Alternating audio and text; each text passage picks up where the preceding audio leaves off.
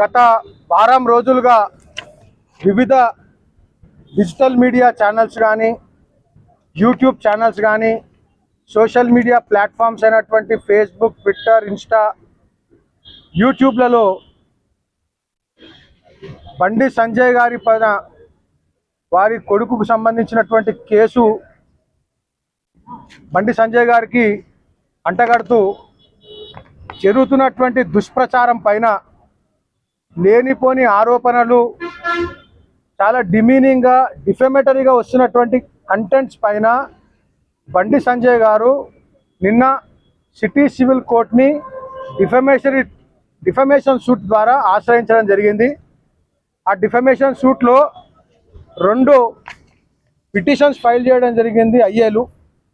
ఆ ఐఏల సారాంశం ఏంటంటే, ఈ వారం రోజులుగా బండి సంజయ్ గారి పైన మీడియా ఛానల్స్లో కానీ, శాటిలైట్ ఛానల్స్ కానీ, యూట్యూబ్ ఛానల్స్ కానీ, సోషల్ మీడియా ప్లాట్ఫామ్స్ అయినటువంటి ఫేస్బుక్, వాట్సాప్, ఇన్స్టాగ్రామ్, యూట్యూబ్లో, ట్విట్టర్లో జరుగుతున్నటువంటి డిఫమేటరీ కంటెంట్ను వెంటనే పోస్ట్ చేయకుండా అన్ని ఛానల్స్ కూడా గ్యాగ్ ఆర్డర్ పాస్ చేయడం జరిగింది సిటీ సివిల్ కోర్ట్.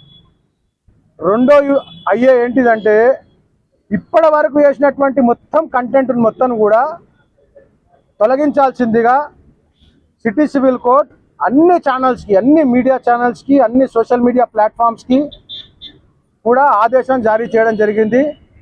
ఇప్పుడే ఆర్డర్ పాస్ అయింది. ఆర్డర్ కాపీ మా చేతికి రాగానే మేము అన్ని మీడియా ఛానల్స్ కూడా పంపడం జరుగుతుంది. త్రూ పోస్ట్ కానీ, త్రూ మెయిల్ కానీ పంపడం జరుగుతుంది. ఇది జాయింట్ డై ఆర్డరు. దీంట్లో పేర్కొన్నటువంటి వారి పేరే కాకుండా ఎవరెవరైతే రకరకాల పేర్లతోటి ఛానల్స్ నడుపుతూ ఉన్నారో, రకరకాల పేర్లతోటి యూట్యూబ్ ఛానల్స్ నడుపుతున్నారో, ఫేస్బుక్లలో పోస్ట్ చేస్తున్నారో, ఇందులో పేరు లేకున్నా కానీ వారందరికీ కూడా ఈ గ్యాగ్ ఆర్డర్ వర్తిస్తుంది. ఇది ఒక బ్లాంకెట్ ఆర్డర్. కాబట్టి ఎవరు కూడా ఈ నిమిషం నుంచి బండి సంజయ్ గారికి వారి కొడుకు పైన ఉన్నటువంటి కేసును ఆపాదిస్తూ డిఫమేటరీ కంటెంట్ను పోస్ట్ చేయడానికి వీలు లేదు.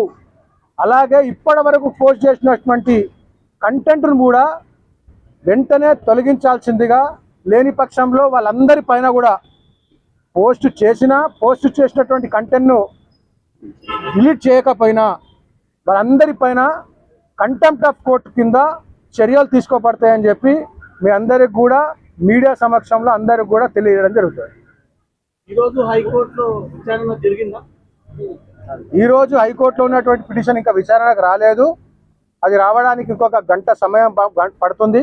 గంట తర్వాత అక్కడ విచారణలో జరిగిన విషయము, అక్కడ ఆర్డర్ కాపీ యొక్క సారాంశాన్ని మీకు తెలియజేయడం జరుగుతుంది. ఓన్లీ బండి సంజయ్ పేరు మాత్రం ప్రస్తావించారు. ఓన్లీ బండి సంజయ్ గారు minister of home affairs government of India, minister of state for home affairs government of India గారి యొక్క పేరును ప్రస్తావిస్తూ కేసుకు ఆపాదిస్తూ డిఫమేటరీ కంటెంట్ని మొత్తం కూడా తొలగించాలని చెప్పి జాయింట్ డై ఆర్డర్ వచ్చింది. అన్ని బ్లాంకెట్ ఆర్డర్ అన్ని మీడియా ఛానల్స్కి, సోషల్ మీడియా ప్లాట్ఫామ్స్లో ఉన్నటువంటి యూట్యూబ్ ఛానల్స్కి కూడా ఇది సమానంగా వర్తిస్తుంది.